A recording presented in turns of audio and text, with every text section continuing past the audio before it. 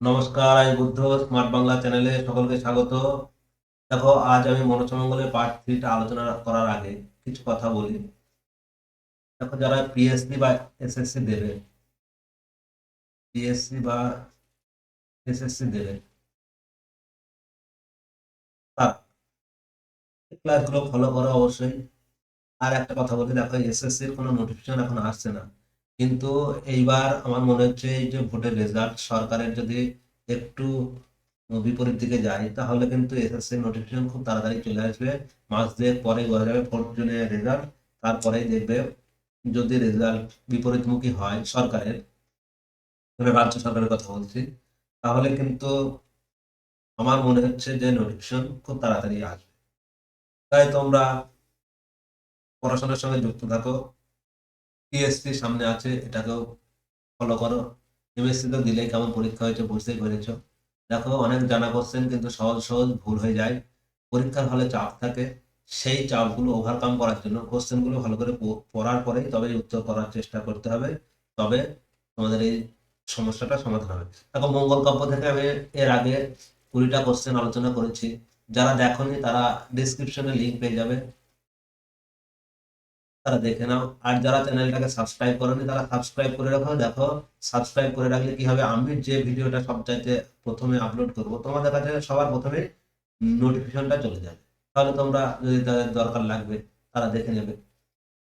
তাই সাবস্ক্রাইবটা খুবই জরুরি।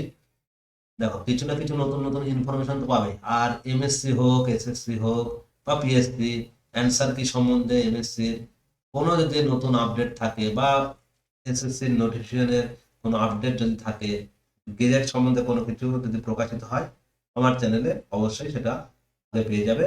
তাই সাবস্ক্রাইব করে দাও। চলো শুরু করি। এর আগে কিন্তু 20টা প্রশ্ন আলোচনা করা আছে। দেখো, পশ্চিমবঙ্গের সর্বপ্রাচীন কবির নাম কি? দেখো, এটা যদি বলা হতো যে মনসামঙ্গলের সর্বপ্রাচীন কবির নাম, তাহলে তোমরা কানাহরি দত্ত করতে।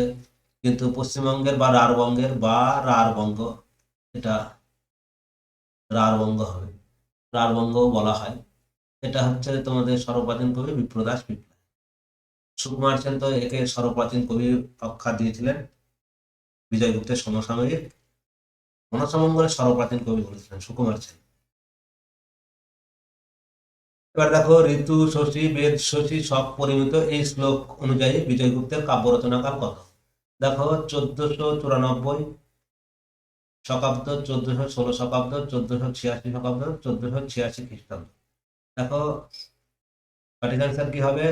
সঠিক অ্যান্সার হবে 1416 শকাব্দ, কিন্তু নট খ্রিস্টাব্দ। এটা যদি খ্রিস্টাব্দ হতো তাহলে কিন্তু এটা সঠিক অ্যান্সার হতো। এইবার কিভাবে এগুলো নির্ণয় করতে হয় চলো দেখি। দেখো, ঋতু কটা? 6টা। শশী কটা মানে চাঁদ একটা, বেদ কটা 4টে, শশী কটা একটা। মানে এবার অঙ্কস্য বামাগতি, মানে গুনতে হয় কিভাবে, এই ডান দিক থেকে বাম দিকে দিতে হয়। মানে 1 4 1 6, মানে 1416। এটা সব পরিমিত মানে শকাব্দ, শকাব্দ। যদি এটা শকাব্দ হয়, যদি এখানে উত্তর খ্রিস্টাব্দ থাকতো, তাহলে দেখে নাও, অনেক সময় এটা আলাদা আছে বলে এটাই অনেকে মেরে দেবে, কিন্তু এইভাবে ঠিক সবসময় কাজ করেও না। এবার 78 যোগ করো। 78 যোগ করলে 8 আর 6 14, 4 হাত থেকে 1, 1 আর 1 2, আর হাতে 9, 1494। তাহলে এটা যদি খ্রিস্টাব্দ, এটা যদি খ্রিস্টাব্দ থাকতো তাহলে কিন্তু ঠিক হতো। অনেকে 1494 খ্রিস্টাব্দ জানে, কিন্তু সেটা শকাব্দ না খ্রিস্টাব্দ আছে সেটা ফলো না করেই হয়তো এটা ঠিক মেরে চলে আসে, এই জন্য ভুল হয়। তাই প্রশ্ন কিন্তু ভালো করে পড়তে হবে। আর পিএসসি কিন্তু খুব ডিটেলসে কোশ্চেন করে, এইরকম কোশ্চেন দেবে না এমন কোনো মানে নেই। নেক্সট দেখো,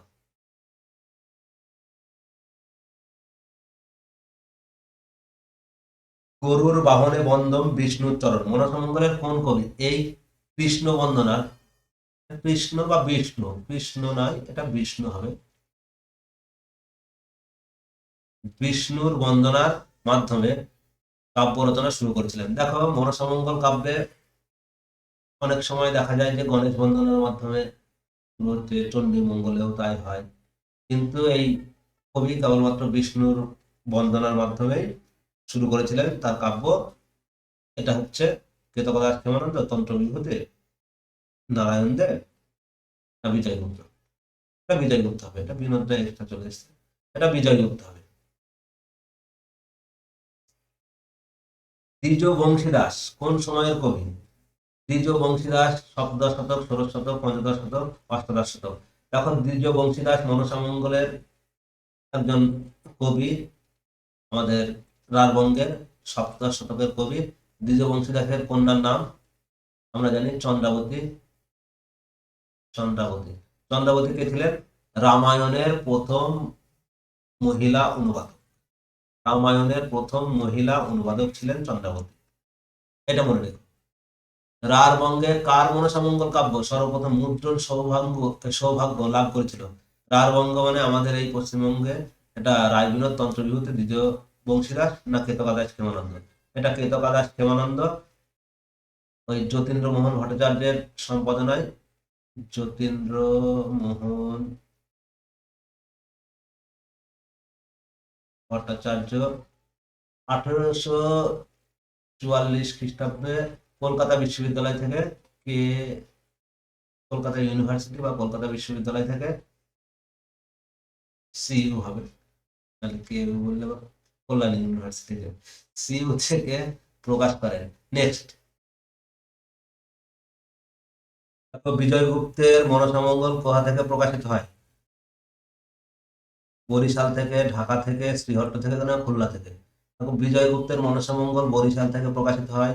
এর আগের ভিডিওগুলোতে আমি বলেছিলাম এই প্রকাশক কে ছিলেন। দেখো এটা সংগ্রাহক ছিলেন প্যারি মোহন দাশগুপ্ত। সংগ্রহ করেছিলেন, সংগ্রাহক ছিলেন প্যারি মোহন দাশগুপ্ত। আর প্রকাশক বা সম্পাদক ছিলেন নন্দকুমার দাস। আর তার সহযোগিতা হয়েছিল রামচরণ শিররত্নের সম্পাদনা হয়েছিল। মানে গ্রন্থটি প্রকাশকের দায়িত্ব নিয়েছিলেন বা টাকা পয়সার যোগান দিয়েছিলেন রামচরণ শিররত্ন। নেক্সট, কেতকদাস ক্ষেমানন্দ কোন শতকের কবি? খুব ভালো কোশ্চেন। অষ্টাদশ শতক, সপ্তদশ শতক, ষোড়শ শতক না পঞ্চদশ শতক? এই কেতকদাস ক্ষেমানন্দ সপ্তদশ শতকের কবি। আর অষ্টাদশ শতকের একজন কবির নাম মনে হয় যেন ষষ্ঠীবর দত্ত হবে, ষষ্ঠী দত্ত। কেতকদাস ক্ষেমানন্দের জন্ম কোথায়? দামোদর নদীর তীরে বটতলা গ্রামে, বর্ধমানের দামোদর নদীর তীরে কাঁথরা গ্রামে, বর্ধমানের কাঁথরা গ্রামে, মালদার ফুলবাড়ি গ্রামে। দেখো কেতকদাস ক্ষেমানন্দের জন্ম, এটা বর্ধমানের দামোদর নদীর তীরে কাঁচরা গ্রামে, কিন্তু এটা বটতলা গ্রামে নয়, এটা বটতলা হবে না, টাকাটা বর্ধমানের কাঁচরা গ্রামে। এটা কার জন্ম? জ্ঞানদাসের জন্ম, জ্ঞানদাস। আর মালদার ফুলবাড়ি গ্রামে কার জন্ম? চণ্ডীমঙ্গলের প্রাচীন কবি মানিক দত্তের জন্ম, মানিক দত্তের জন্ম। নেক্সট,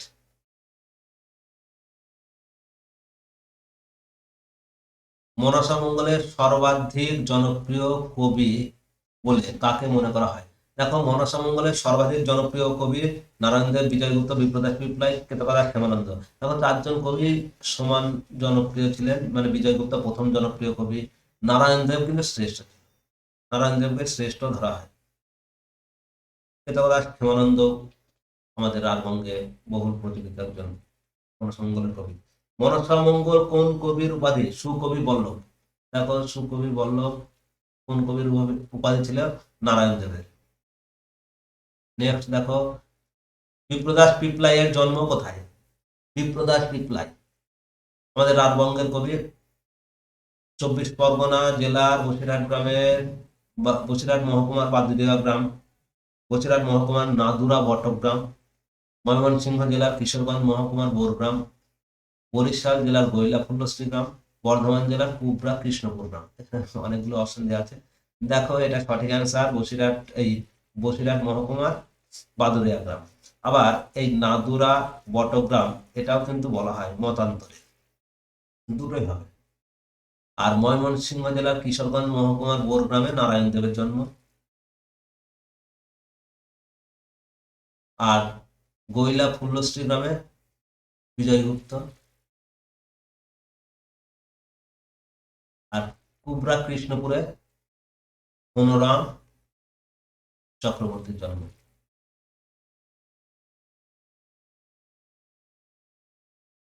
মনোরাম চক্রবর্তী।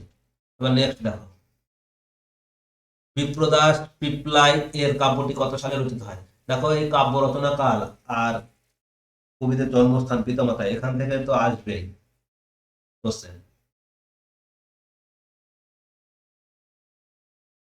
কত সালে রচিত হয়?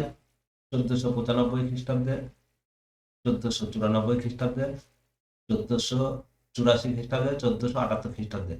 এটা 1495 খ্রিস্টাব্দে বিপ্রদাস পিপলাই, 1494 হচ্ছে বিজয়গুপ্ত। দুজনই সমসাময়িক কবি ছিলেন। তারপরে পথেতে যাইতে দেখে ভিঙ্গুরের বাসা, প্রণাম কইরা রাখাল বলে। এই তো মনসা। কোন কবির মনসা মঙ্গলের এই শ্লোকটি? শ্লোক হবে, শ্লোকটি পাওয়া যায়। দেখো বিজয়গুপ্ত রায়বিনোদ তন্ত্রবিভূতি দ্বিতীয় বংশীদাস, কোনটা হবে সঠিক অ্যান্সার? এটা বিজয়গুপ্তের হবে।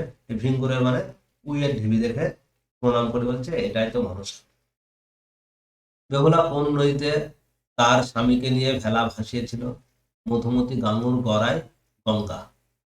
আমরা জানি তার মৃত স্বামীকে নিয়ে গাঙ্গুরের জলে ভেলা ভাসিয়েছিল। জৈনদের সর্পদেবীর নাম কি? দেখো জৈনদের সর্পদেবী পদ্মাবতী, মঞ্চন্মা, মেডুসা, মনা। দেখো এটা জৈনদের সর্পদেবীর নাম হচ্ছে পদ্মাবতী। আর মঞ্চান্মা